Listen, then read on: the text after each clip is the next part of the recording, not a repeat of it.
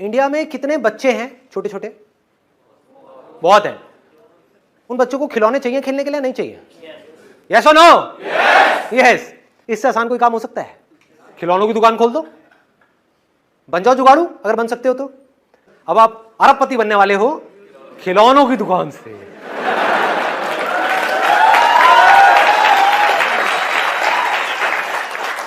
मैं सिर्फ सुतली दे करके छोड़ दूंगा, हाँ, और बाकी काम आपको करना है। मैं चिंगारी दे रहा हूं, बम आपके अंदर से फटना चाहिए, अंदर से आना चाहिए कि हाँ देखो, खिलौने बच्चों को पहले भी चाहिए थे, आज भी चाहिए, आने वाले हजारों साल बाद भी चाहिएंगे। खिलौनों की इंडस्ट्री अपने आप में बिलियंस ऑफ डॉलर की इंडस्ट्री है, लाखों करोड़ रुपए की इंडस्ट्री है। इतनी बड़ी इंडस्ट्री है तो उसमें लाखों लोग खप सकते हैं, इतनी बड़ी इंडस्ट्री है। आपने क्या किया? आपने कहा कि मुझे खिलौनों की दुकान खोलनी है। अब कहां खोलोगे? हलवाई के बगल में? कहां खोलोगे? बनो जुगाड़ू, लगाओ दिमाग। नहीं, स्कूल के पास क्या होगा? बच्चे अकेले जाकर के खरीदेंगे? कब खरीदते हैं खिलौने? एक मिनट, कितने लोग यहां पर मैरिड हैं? मैरिड है जिनके बच्चे हो? बच्चे सबसे ज्यादा जिद कब करते हैं? एक मॉल में। और दूसरा बताता हूं, और देखो देखो, इसको कहते हैं, सुनना सुनना सुनना, अभी बात करते करते एक बड़ा मजेदार आइडिया आया है। आप कहोगे कितना खुराफाती दिमाग है इस बंदे का। देखो, यही सोच चाहिए, यही सोच चाहिए, और ये अभी सेकंड्स में हो रहा है। सोचो, इस काम के ऊपर आप 1 महीना लगा दो और फिर इस काम को शुरू करो, तो कैसा होगा ये काम? कितना कमाल का होगा। देख पा रहे हो? देखो, कहां खोलनी चाहिए आपको दुकान? बच्चे बीमार हैं और मां लेकर के जा रही है बच्चों को एक डॉक्टर के पास में, चाइल्ड स्पेशलिस्ट, जहां पर लाइन लगी हुई है कि आपका ये नंबर है, आपका ये नंबर है, आपका ये नंबर है, मतलब 1-1 घंटे बाद नंबर आ रहा है। तो 1 घंटे तक बच्चा बीमार है, मां उदास है,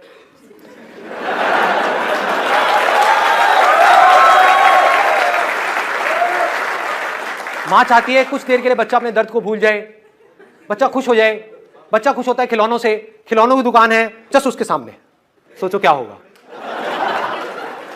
और आप क्या कर सकते हो? देखो, आपने क्या कहा, मैं जितने भी बच्चे आएंगे यहां पर उनको फ्री में, अब ऐसा काम कोई नहीं कर रहा पूरे इंडिया में, इसको बोलते हैं जुगाड़ू सोच। देखो, फ्री में बिना पैसे लिए बलून्स दूंगा।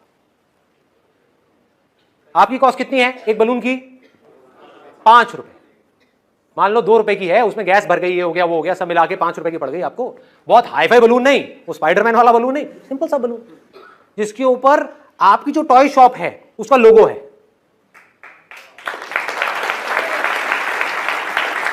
और अगर एक बच्चे को फ्री में बलून मिल गया, तो अगर आप बच्चे हो या थोड़ी देर के लिए बच्चे बन के सोच सको मेरी इस बात को, तो आपको समझने में टाइम नहीं लगेगा कि बच्चों को फ्री की चीजें कितनी अच्छी लगती है। माँ बाप को भी अच्छी लगती है, सबको अच्छी लगती है। अब आपने क्या किया? 5-5 रुपए के 100 बलून्स फ्री में बांट दिए। आपका कितना लगा? 500 रुपए। उसमें से मान लो सिर्फ 20 लोगों ने आपसे टॉयज खरीदे और हर टॉय में आपको 200 रुपए का मार्जिन मिला। कितना कमाया आपने? 4000 रुपए। लगाया कितना था? 500 रुपए। लगाया 500 रुपए, कमाया कितना? 4000 रुपए। कुछ भी गलत किया आपने किसी के साथ में? यस और नो? नो। ईमानदारी से, तरीके से, एक दिन में अगर आपने 20 टॉयज भी इस तरीके से बेचे, फ्री के गुब्बारे बांट करके, तो आपने एक दिन में 4000 रुपए कमा लिए। महीने का कितना हुआ? फिर 1,20,000 रुपए पहुंच गए। कितना टाइम लगेगा इस पूरी प्रोसेस में? बहुत टाइम लगेगा। मान लो 1 साल लग जाएगा, 2 साल लग जाएगा, 3 साल लग जाएंगे, तभी बुरा है क्या?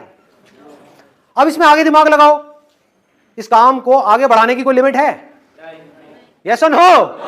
नो। आप अपनी टॉय शॉप को कितना बड़ा कर सकते हो? शुरू में आपने रेंट पे छोटी सी दुकान ली, और लोग करते भी हैं। आंख खोल करके देखो अपने आसपास में एरिया में लोग कैसे ग्रो करते हैं। करते हैं नहीं करते हैं? एक दुकान खोलते हैं जो छोटी सी होती है। आई एम 100% श्योर आपको भी ऐसी बहुत सारी दुकानों के बारे में पता होगा।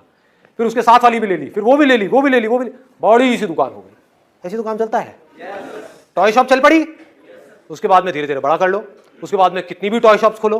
क्या टॉयज को आप सिर्फ ऑफलाइन ही बेच सकते हो? ऑनलाइन नहीं बेच सकते? एक बार आपकी दुकान आ गई तो कहीं भी बेचो। ऑनलाइन कितने टॉयज बिक सकते हैं? कोई लिमिट है? कोई लिमिट नहीं है। अब ये कैसे बिकते हैं? देखो, एक बात और ध्यान से समझो, यहां पर एक और चीज बहुत बड़ा सीक्रेट है, बहुत कम लोगों को समझ आती है। आपने क्या किया? एक टॉय शॉप खोली, और अपनी पसंद के टॉयज ला करके वहां पे भर दिए, क्या होगा? बंद हो जाएगी बड़ी जल्दी, गारंटेड बंद होगी। अभी बैठ करके रोगे कि यार संदीप ने आइडिया दिया टॉय शॉप का, फेल हो गया। समझो पहले मैं क्या कह रहा हूं। टॉय शॉप आपने खोली, उससे पहले आपने क्या किया? रिसर्च किया, रियलिटी के बेस पे, इमेजिनेशन के बेस पे नहीं। क्या है रियलिटी? आपकी दुकान तब चलेगी जब आपकी दुकान में वो टॉयज हो जो उन बच्चों को पसंद हैं जो उस एरिया में रहते हैं जिस एरिया में आपकी दुकान है। समझ आ रही है बात? हर एरिया के हिसाब से बच्चों की जो पसंद है वो भी अलग अलग है, depending upon the paying capacity of the parents. 80-20 का एक रूल है जो गोल्डन रूल ऑफ मार्केटिंग बोलते हैं, जिसको 80% जो रेवेन्यूज आते हैं किसी भी बिजनेस में, 80% जो रेवेन्यू जनरेट होता है किसी भी बिजनेस में, वो होता है 20% प्रोडक्ट से।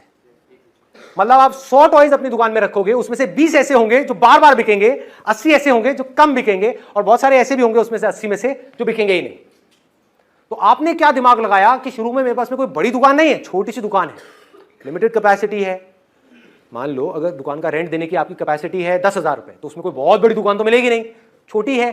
तो बजाय 80% ऐसे खिलौने रखने के जो बिकते ही नहीं है, जो मेरी पसंद के हैं, उससे अच्छा यह है कि 20% ऐसे खिलौने रखे जाएं जो बच्चों की पसंद के हैं, जो बिकते हैं। इससे क्या हुआ? आपने एक बहुत बड़ा जंप मार दिया। अब आपके पास सारे वो खिलौने हैं जो उन बच्चों को चाहिए जो आपकी दुकान में आ रहे हैं। इसके लिए आप थोड़ी सी खुफियाबंदी भी कर सकते हो, यानी कि वो जो दुकानें आपके आसपास में है, जिस एरिया में भी आप खोलने वाले हो, वहां पर जा करके टॉय शॉप के पास में बैठ जाओ और नजर रखो कि जो लोग अंदर जा रहे हैं वो क्या खरीद के आ रहे हैं, किस तरह के खिलौने खरीद के आ रहे हैं। आइडिया तो लग ही जाएगा।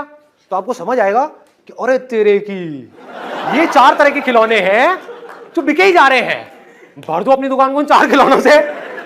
आ गए मजे? क्या जरूरत है एक बड़ी दुकान खोलने की?